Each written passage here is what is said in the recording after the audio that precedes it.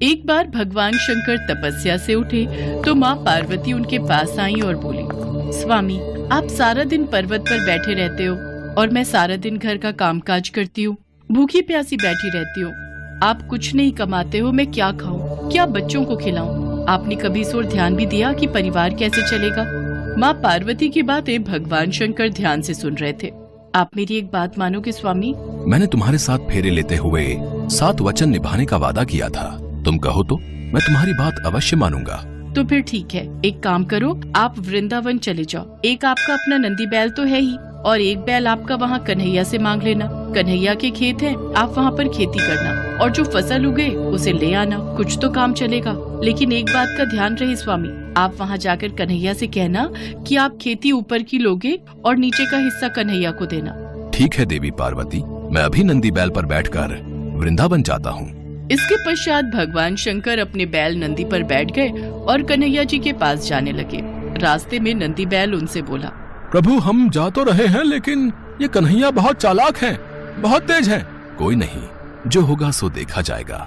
मैंने पार्वती को वचन दिया है कि अब मैं खेती करके ही लौटूंगा। और फिर इसके पश्चात शंकर जी अपने बैल नंदी के साथ कृष्ण जी के द्वार पहुँचे और अपना शंख बजाने लगे। शंख की आवाज सुनकर कृष्ण जी द्वार खोलते हैं तो उनके सामने भगवान शंकर खड़े थे। कृष्ण जी भगवान शंकर को प्रणाम करते हैं। भोलेनाथ, आप आइए, भीतर पधारिए। अचानक कैसे आना हुआ? मुझे संदेशा भेज देते, मैं आपसे मिलने आ जाता।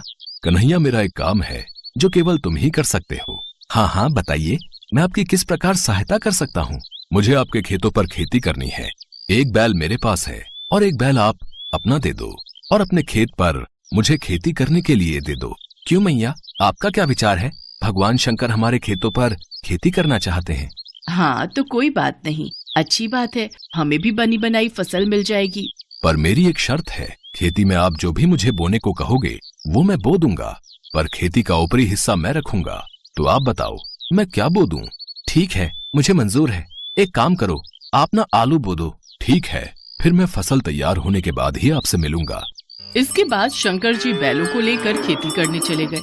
उन्होंने खूब मेहनत से खेती की और आलू उगाए। कुछ दिनों में आलू की फसल पककर तैयार हो गई। शर्त के मुताबिक शंकर जी और नंदी ने मिलकर आलू के ऊपर की फसल, आलू के पत्ते काटे और गठरी में भरकर कैलाश ले गए। शंकर जी ने बहुत खुशी से पार्वती मैया को वो गठरी दी। पार्वती मैया ने जब गठरी को खोलकर देखा तो वो हैरान हो गई। उस गठरी में तो पत्ते ही पत्ते थे। प्रभु, आप ये क्या उठा लाए हो? खेती कहाँ है जो आपने की थी?